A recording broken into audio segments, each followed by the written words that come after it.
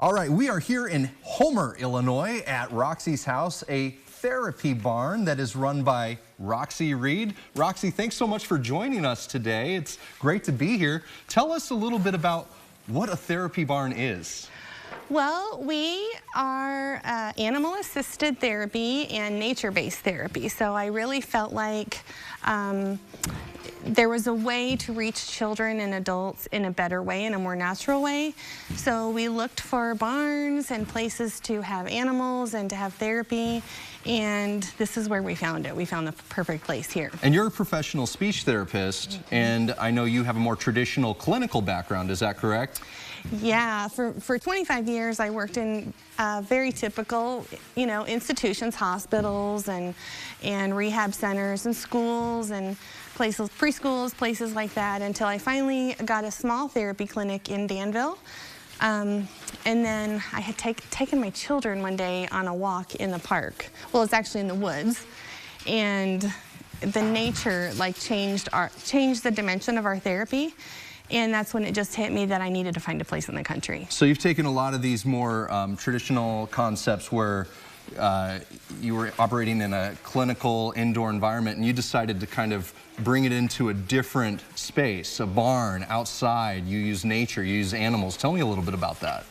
Yeah, because really, if you think about it, in a school or in a hospital, if you go into a sensory room or a therapy gym, they're really just trying to simulate nature. So you'll see plastic climbing walls and therapy balls that children are balancing on, and balance beams and things like that. And they're really just simulating what we already have in nature.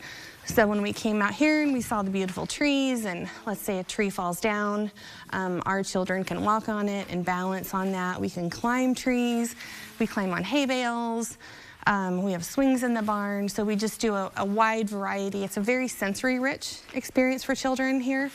So that's. And you guys do a lot of work with like special needs kids, but you also do work with folks who might be recovering from severe brain injuries. Is that right? Yes, I had done my clinicals many years ago in Chicago at the Rehab Institute of Chicago, and I really specialized in brain injury, and I thought that's what I wanted to do forever. So then I kind of got away from it and worked with children and have done a variety of things for 25 years. But we'll be starting our brain injury program here in January. So yeah, that's an acute injury, something that happens to someone, right? It comes in later, but we also work with developmental delays like autism. That's interesting. Now, there is a partnership you guys are putting together right now that's going to be strategic with, is it Parkland College? Yes. Parkland has a certified occupational therapy assistant program.